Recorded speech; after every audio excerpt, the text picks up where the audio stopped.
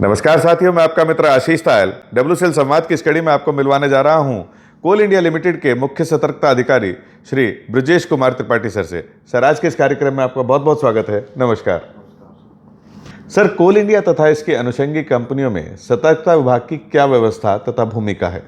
साथ ही यह भी बताएं कि सतर्कता विभाग का कंपनी के विकास में क्या योगदान है?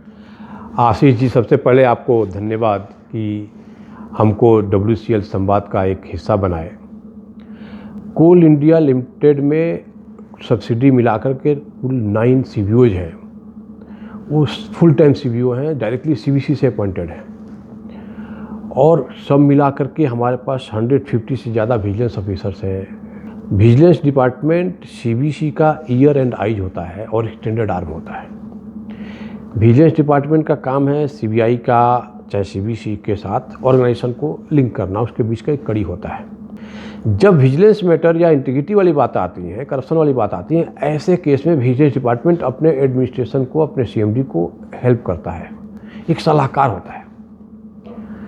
तो इस तरह का भूमिका निभाता है अपना कंपनी को करप्शन फ्री बनाने के लिए। और जहाँ तक आपने पूछा कि किस तरह से हम लोग विकास करते हैं कंपनी में, कोई भी डिसीजन लेने के लिए हर कोल इंडियन जब डिसीजन लेता है तो उसके दिमाग में होना चाहिए कि हमको कैसे बिना डरे हम बोल्ड डिसीजन लें। तो उसका नॉलेज, उसका एक्सपीरियंस, उसका कॉन्फिडेंस, उसका ट्रेनिंग, इसके साथ साथ यदि हमारा माहौल, कंपनी का माहौल करप्शन फ्री नहीं होगा तो उसको डिसीजन लेने में संकोच होगा, डिसीजन लेने में डरेगा।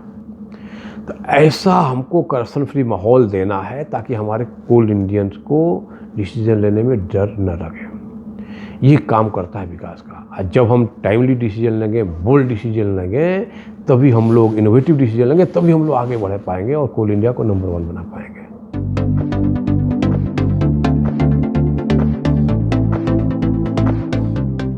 सर, कार्यस्थल पर पारदर्शिता बढ़ाने के लिए कोल इंडिया तथा इसकी अनुषंगी कंपनियों में कौन सी नई तकनीकी पहल लागू की गई हैं? कर्मियों तथा हितधारकों के लिए शिकायत दर्ज कराने तथा उनके समाधान की प्रक्रिया के बारे में आप हमारे कोयला परिवार को क्या बताना चाहेंगे? कोल इंडिया डेली बेसिस पर नया टेक्नोलॉजी का यूज़ कर रहा है। हम लोग पहले IT इनिशिएटिव स्टार्ट किए थे 4 फील्ड में, जिसमें हम लोग CCTV, RFID, बूम बैरियर, वे ब्रिजेज और GPS का सिस्टम का यूज़ किए। उसको इंटीग्रेट किए। पहले हम लोग वो एरिया लेवल तक करते थे, बाद में हमारा WCL और BCCL भी उसको अपना सब्सिडी लेवल में कर रहा है। अब कोल इंडिया उस IT का यूज़ कर रहा है, कोल इंडिया लेवल में उसको इंटीग्रेट करेंगे हम लोग। ये बैठे बैठे मॉनिटर कर सकते हैं। इससे ट्रांसपेरेंसी बहुत बड़ी है। जेम का जिस तरह से कोल इंडिया यूज़ कर रहा है, इससे टेंडर कॉन्टेक्स्ट में ट्रांसपेरेंसी बढ़ी है। ERP एक बहुत बड़ा एसेट है हमारा। ERP कोल इंडिया के लिए हर एक्टिविटी को हम ERP से कनेक्ट करके इसको करें। अब रोटेशनल ट्रांसफ़र भी विजिलेंस डिपार्टमेंट ERP का यूज़ करके रोटेशनल ट्रांसफ़र को मॉनिटर कर रहा है। हम विजिलेंस डिपार्टमेंट में आदमी डोमिनेट कर दिए कि हम लोग हर IT प्लेटफॉर्म को मॉनिटर करेंगे, उसको ऑडिट करेंगे। मैं सबको, आपके सारे दर्शकों को बताऊंगा कि IT का ज़माना है। IT प्लेटफॉर्म का यूज करके आप, हमारा CBC का पोर्टल भी है या हमारा सब्सिडी का चाहे CIL का भी कंप्लेंट हैंडलिंग पोर्टल है। उस कंप्लेंट हैंडलिंग पोर्टल का यूज करके आप कंप्लेंट करें, राइटिंग में भी लिख करके दे दें। हर कंप्लेंट का कुछ होता है कि अपना जो भी हमारा कंप्लेंट आए वो मालाफाइड होना चाहिए। जो हम कंप्लेन कर रहे हैं उसका अपना एड्रेस लिखें, अपना साइन करें, ना अनामी नहीं होना चाहिए। सुडोनोमस बोलते हैं हम लोग, एक एनोनिमस बोलते हैं। देखिएगा उसमें एक्शन होता है।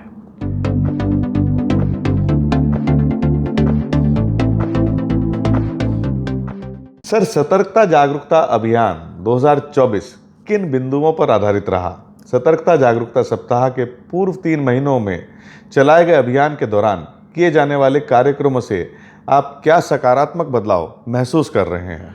कोल इंडिया में CIL हो चाहे हमारे सब्सिडीज हो, हर लेवल में पूरे विजिलेंस अवेयरनेस वीक पीरियड में माइन से सब्सिडी एरिया हर लेवल में काफ़ी उत्साह के साथ लोगों ने सेलिब्रेट किया। इस बार तो विजिलेंस अवेयरनेस वीक पीरियड में हम लोग गेम का, क्रिकेट का, फुटबॉल का, इसका भी प्रयोग किए। उसमें हम लोग थीम लिखे कि खेलेगा कोल इंडिया, सतर्क रहेगा कोल इंडिया। ब्लड डोनेशन कैंप हम लोगों ने ऑर्गेनाइज कराया, 2 बूंद सतर्कता के नाम। जैसे हम लोगों ने वृक्षारोपण किया, उसका स्लोगन दिया एक पेड़ सतर्कता के नाम।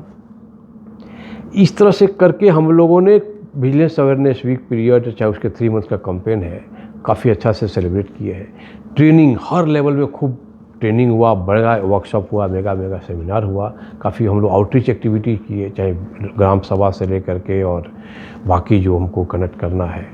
बहुत सारे मैनुअल को हम लोग अपडेट किए हैं, नए नए SOP लाए हैं। जो CBC का 3 मंथ का ड्राइव होता है, उसका पर्पस होता है कि हम लोग कुछ कंक्रीट काम करें, कुछ सॉलिड काम करें। इंटीग्रिटी, एथिक्स, ऑनेस्टी वाली बिंदु पर हमको ध्यान रखें, इसलिए विजिलेंस अवेयरनेस वीक मनाते हैं।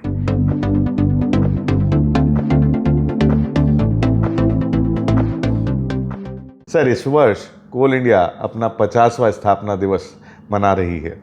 पिछले 50 सालों में कोल इंडिया तथा इसकी अनुषंगी कंपनियों के सतर्कता विभागों में क्या मुख्य बदलाव हुए तथा इन 50 वर्षों में कोल इंडिया को गतिशील बनाने में सतर्कता विभाग का योगदान कैसे दर्ज हुआ? आशीष जी, कोल इंडिया के 50वां स्थापना दिवस के लिए आपको और आपके सारे दर्शकों को शुभकामनाएं। कोल इंडिया का स्थापना दिवस 1 नवंबर को पड़ता है और हम लोग विजिलेंस अवेयरनेस वीक उस सप्ताह में मनाते हैं जिसमें 31 अक्टूबर यानी सरदार वल्लभ भाई पटेल का जन्मदिवस आता है।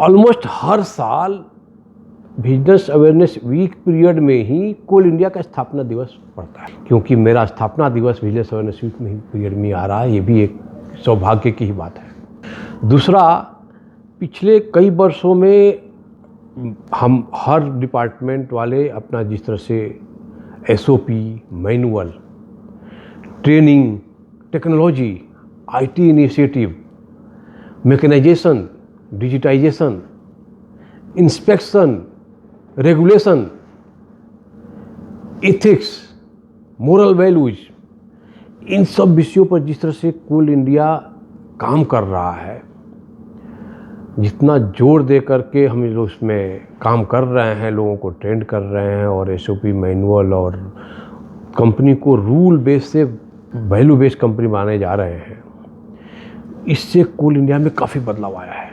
इससे सबसे बड़ा फ़ायदा मैं जो देख रहा हूँ, कोल इंडिया का परसेप्शन चेंज हो रहा है। हमारे कोल इंडियंस की मेंटलिटी चेंज हो रही है, क्योंकि हम जब डेवलप करते हैं ना, जब विकास करते हैं, टेक्नोलॉजी का जिस तरह से यूज़ कर रहे हैं, तो सारी बुराइयां अपने आप कम होती जाती हैं। वर्ल्ड की नंबर 1 कोल प्रोड्यूसिंग कंपनी के 50वां स्थापना दिवस पर आप सभी मिशन ब्रांड CIL@50 से जुड़े और सत्यनिष्ठा की संस्कृति से कोल इंडिया लिमिटेड को समृद्ध बनाएं।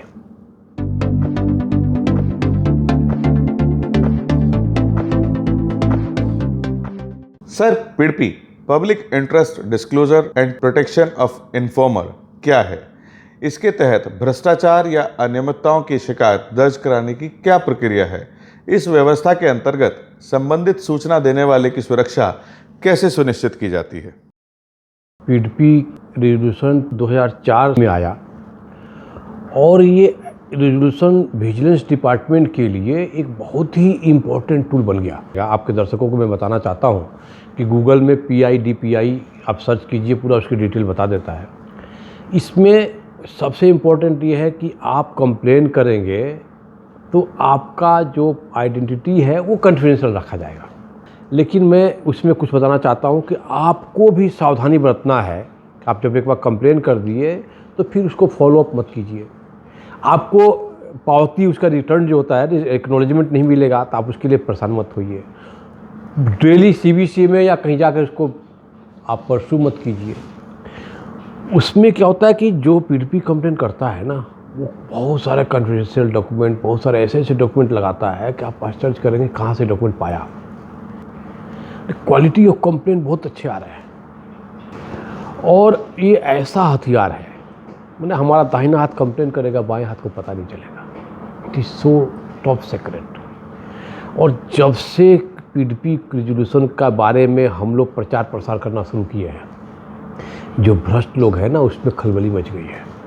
इस पर मैं पिछले साल एक कविता मुझको मिला था तो उसको मैं सुनाता था अपने पीटीपी के प्रचार प्रसार के लिए कि धीरे धीरे क्या कहता है शोर मचा, धीमे धीमे क्या कहता है शोर मचा, ये हाकिम ऊंचा सुनता है शोर मचा, ये हाकिम ऊंचा सुनता है शोर मचा। गूंगों में रहकर तू गूंगा हो जाएगा, तू तो शोर मचा सकता है शोर मचा।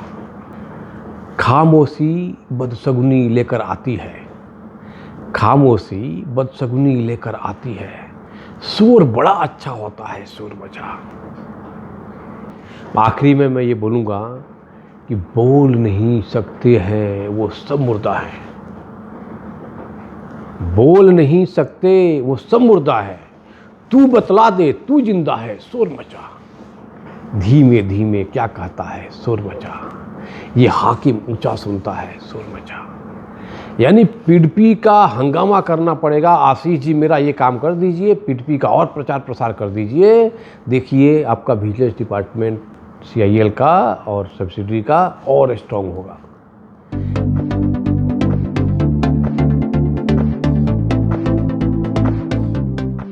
सर, सतर्कता विभाग द्वारा कोल इंडिया तथा इसकी अनुषंगी कंपनियों में प्रशासनिक सुधार से संबंधित कौन से मुख्य कार्य किए गए हैं?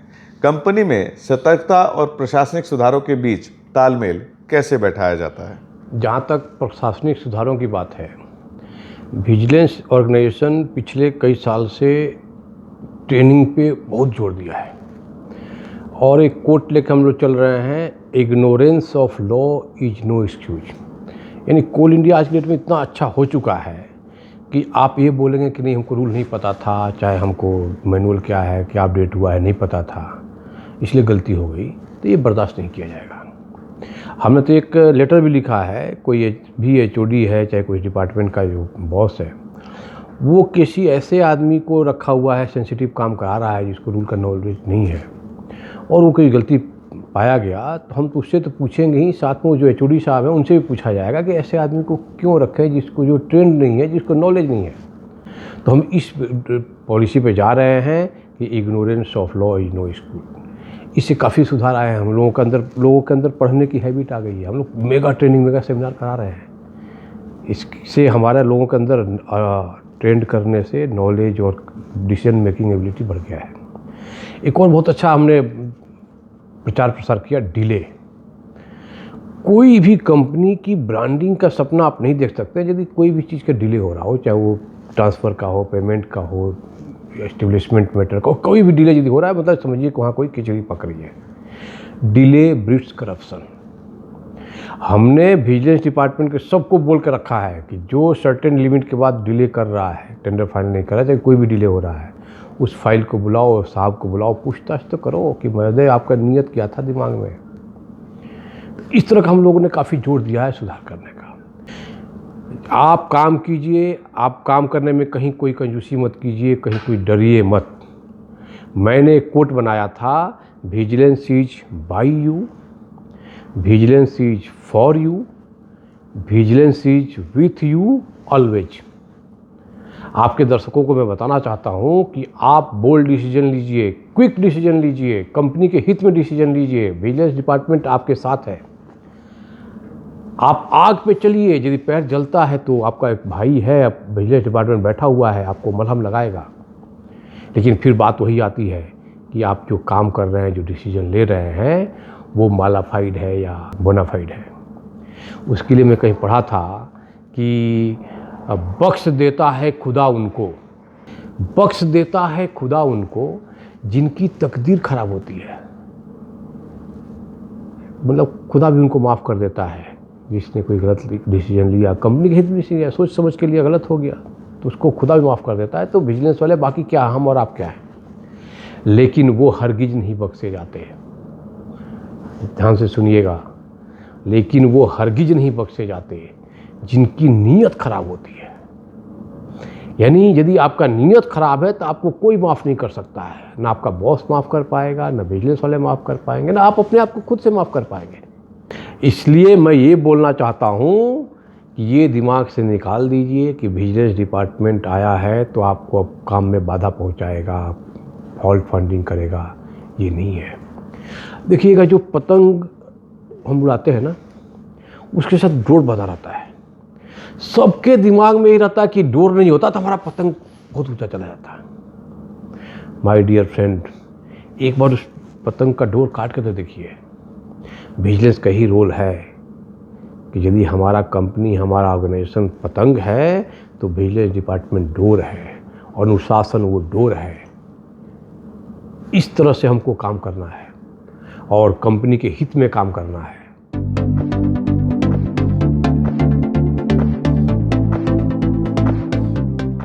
सर, पिछले वित्त वर्ष में WCL ने कोयला उत्पादन, प्रेषण तथा ओबी रिमूवल के क्षेत्र में ऐतिहासिक वृद्धि दर्ज की। साथ ही तकनीकी विकास, समाज कल्याण, पर्यावरण एवं सुरक्षा तथा सतर्कता से जुड़ी तकनीकी पहल ICCC जैसे कई उदाहरण प्रस्तुत करे। इस संदर्भ में आप हमारे कोयला परिवार को क्या बताना चाहेंगे? हमने एक बार रिसर्च किया था कि आपका WCL का क्या कारण है कि हम डाउनफॉल थे और सडनली चेंज किए। इतनी कठिन परिस्थितियां होने के बाद भी WCL कैसे सर्वाइव कर रहा है। तो मैंने देखा कि भले ही हजारों कठिनाइयों का सामना करना पड़ रहा है WCL को, चाहे वो स्ट्रिपिंग रेशियो से हो जो एडवर्स हमारा है, काफ़ी क्वालिटी ऑफ कोल भी बहुत अच्छा नहीं है, ब्लैक कॉटन सॉइल और हाई भी ग्रेडियंट और बहुत सारा माइनिंग डिफ़िकल्टीज़ को सामना कर रहा है हमारा WCL। फिर भी कोल का प्रोडक्शन करना और देश के विकास में सहयोग देना इतना अच्छा से भूमिका दे रहा है। जानते हैं इसका कारण क्या है? मैंने उसमें थोड़ा रिसर्च किया। सारी बुराइयां होने के बाद भी WCL का जो लोकेशन है ना, वो उसके लिए वरदान साबित हुआ है। यानी बाकी जगह हमारा सब्सिडी वाले जहाँ कोयला नहीं पहुँचा पाते हैं, वो हमारा सेंट्रली कंट्री के सेंट्रली लोकेटेड होने के चलते हम कर्नाटक में, महाराष्ट्र में, इवन गुजरात तक भी चले जाते हैं। हमारा कोयला वहाँ चला जाता है, आसानी से पहुँच जाता है, सस्ते दाम में ट्रांसपोर्टेशन हो जाता है, जल्दी पहुँच जाता है। यानी हमेशा कोल इनका डिमांड WCL में हमेशा बना रहता है। यानी एक पीस भी कोयला यदि आया ना तो वो बचेगा नहीं वहाँ पे। दूसरा, WCL के जो लोग हैं, वहाँ के एम्प्लॉई, ऑफिसर, चाहे ऑपरेटर, हर तरह के जो लोग हैं और जो उनका दिमाग है, जो उनका डेडिकेशन है, जो डिवोशन है, जो उनकी आइडियाज़ हैं, वो अपने आप में यूनिक है। ये दोनों प्लस पॉइंट है, यानी location of WCL mines and WCL के लोग, ये दो प्लस पॉइंट वो सारे नेगेटिविटी को काटते हुए कुल WCL को आगे बढ़ा रहा है। देखिएगा, ICCC WCL से पहले शुरुआत हुआ। यानी इवन आपका ये WCL संवाद, जिस तरह का प्लेटफॉर्म आप तैयार किए हैं, इस तरह का आइडिया बाकी किसी को आया नहीं। ERP का हो, चाहे जो भी कुछ टेक्निकल काम करना हो, कोई इनोवेटिव काम करना हो, तो WCL पर सबकी निगाहें रहती है कि हाँ WCL उसको करेगा, फिर हम लोग बाकी उसको लेकर के फॉलो करेंगे। तो इस तरह का आपका टीम है, वो आपका एसेट है।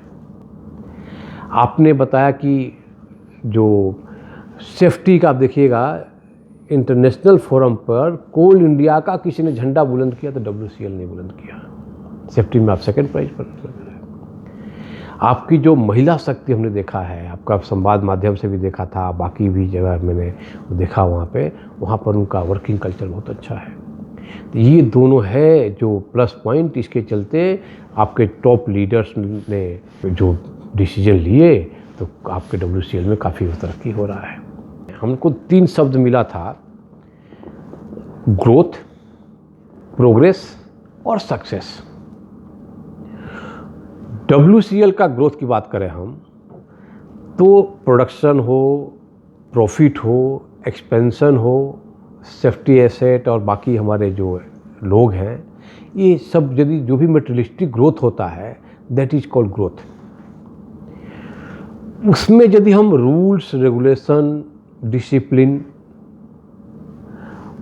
और ऑनेस्टी ये डाल दें तो that growth is called progress. और उसी प्रोग्रेस में यदि हम मोरल वैल्यू डाल दें, ह्यूमैनिटी डाल दें और स्पिरिचुअलिटी डाल दें तो हो जाता है सक्सेस। मेरा पर्पस, मैं एक मिशन बना के चल रहा हूँ कि हमको कोल इंडिया को एक सक्सेसफुल कंपनी बनाना है। और आप जो बता रहे हैं कि गत वर्ष आपका जो अचीवमेंट था, ये इसमें अपनी ह्यूमैनिटी का भी काम किया आपने। कोविड पीरियड में जिस तरह से आप लोगों ने सहयोग किया लोगों को, जिस तरह का आप स्कॉलरशिप का है, चाहे फिर वाटर ट्रीटमेंट, अपने जो कमाइन का जो क्लोज करके जो उसको रीडेवलप करके कर रहे हैं, you people are doing great. इसको मेंटेन करके रखना है। WCL के सारे लोगों को मैं रिक्वेस्ट करना चाहता हूँ कि इस मोमेंटम को लेकर के चलना है और जहाँ जहाँ कमियाँ हैं उसको भी सुधार करते हुए आगे बढ़ना है। हम लोग बोलते हैं कि देखो दिया जल रहा है, दिया नहीं जलता है, जलता है तेल, जलती है बाती। मैं आपके माध्यम से सारे कोल इंडियन को बोलना चाहता हूँ, चाहे वो माइन में हो, एरिया में हो, चाहे जहाँ भी है, कि काम करते हैं आप, काम करता है हमारा जनरल मजदूर, हमारा ऑपरेटर, हमारा माइन के लोग काम करते हैं, हमारे जो यहाँ बैठे हुए हैं सेंसिटिव ड्रॉप कर रहे हैं, सब्सिडी में काम कर रहे हैं, एरिया में काम कर रहे हैं, इवन CIL में काम कर रहे हैं। काम वो कर रहे हैं, काम करता है हमारा जनरल मजदूर, ऑपरेटर से लेकर के सब लोग काम करते हैं। नाम किसका होता है? आपका एरिया का नाम होता है, आपका सब्सिडरी का नाम होता है, फिर CIL का नाम होता है, फिर पूरा देश का नाम होता है कि देश ऐसा विकास कर रहा है, ऐसा विकास कर रहा है। यानी जलती है बाती, जलता है तेल। आप काम करते हैं और नाम जिसका भी हो, लेकिन सत्य ये है कि आपका ही नाम हो रहा है। इस माध्यम से मैं आपको बताना चाहता हूँ कि हमारे कोल इंडियन इस तरह से काम कर रहे हैं।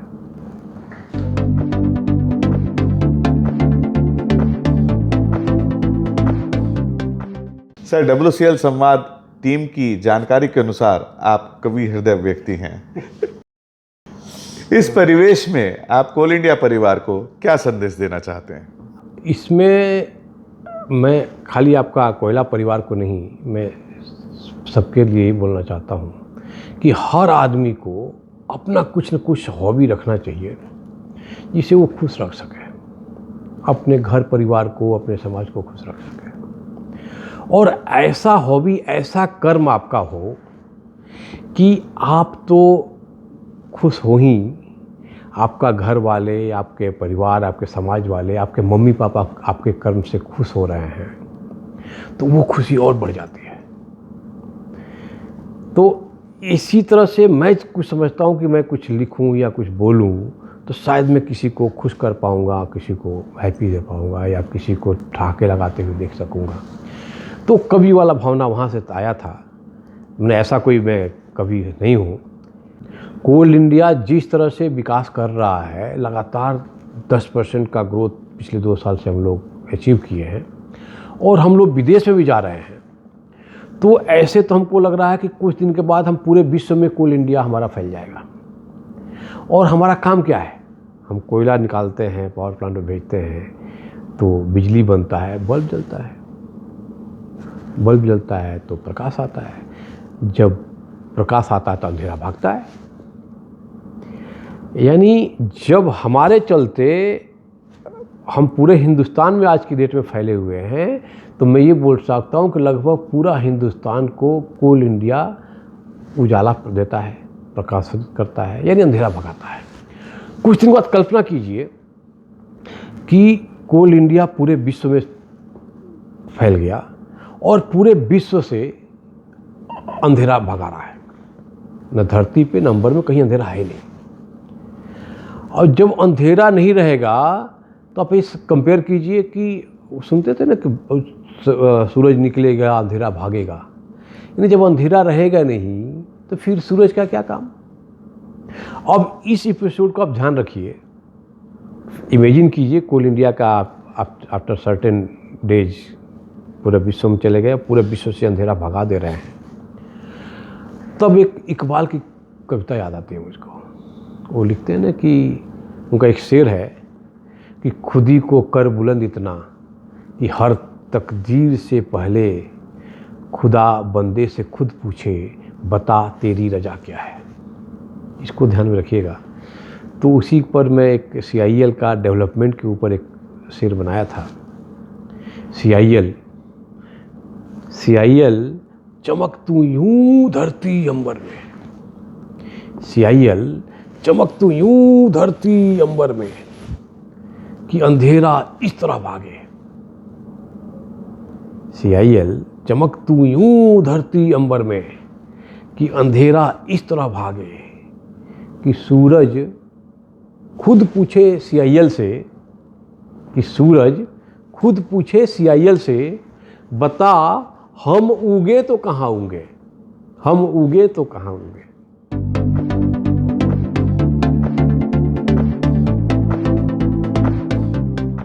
सर, WCL संवाद कार्यक्रम के बारे में आपके विचार हमारे कोयला परिवार के साथ साझा कीजिए। मैं जिस तरह का ये आइडिया है, जो विज़न है, सबसे पहले तो जिसने इसको आइडिया दिया, मैं उस विज़न को, उस आदमी को मैं नमस्ते करना चाहता हूँ। और जो मुझको बताया गया कि 3.5 साल से लगभग चल रहा है और इसमें अवार्ड भी मिला, तो मैं तो ये जिस तरह से आप कमिटेड हैं, डिवोटेड हैं WCL संवाद को लेकर के, तो मैं कभी कभी मुझको लगता है कि जैसे एक रजत शर्मा जी ने टीवी पे लगाया था ना कि आपकी अदालत, कि जिस तरह से वो फेमस हुआ था वैसा ही हमारे यहाँ क्लिक होकर के फेमस होगा। और इसमें अच्छाइयाँ क्या है कि आप न केवल टॉप मैनेजमेंट वाले को, बल्कि जो लोग एक्चुअल में अचीवमेंट किए हैं, चाहे वो जनरल मजदूर हों, ऑपरेटर हों, चाहे हमारे माइन के स्टाफ हों, उनको भी अब बुलाते हैं, उनसे भी पूछते हैं। तो क्या फैक्ट है, क्या एक्चुअल चीज़ें हैं, वो एक्चुअल में प्लेटफॉर्म पर आ जाता है। ये बहुत ही यूजफुल, बहुत ही सराहनीय कदम है। ये WCL का मैनेजमेंट को मैं बधाई देना चाहता हूँ कि हर फील्ड में जैसे आप आगे बढ़ करके काम करते हैं, इस फील्ड में आप आगे बढ़ें। WCL संवाद और आगे बढ़े और तरक्की करे, इसका मैं शुभकामनाएं देता हूँ। और मैं अपने CIL मैनेजमेंट से मैं रिक्वेस्ट करना चाहूँगा कि हम लोग पूरा ब्रांड CIL के बेसिस पर ऐसा संवाद हम लोग स्थापित करें।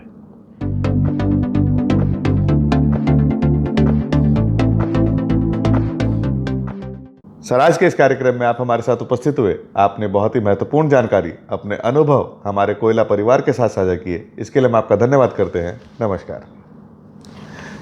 साथियों, WCL संवाद कार्यक्रम को आपने खूब सराहा, ढेर सारा प्यार दिया। इस कार्यक्रम को और अच्छा बनाने के लिए हम आपके सुझाव निरंतर आमंत्रित करते हैं।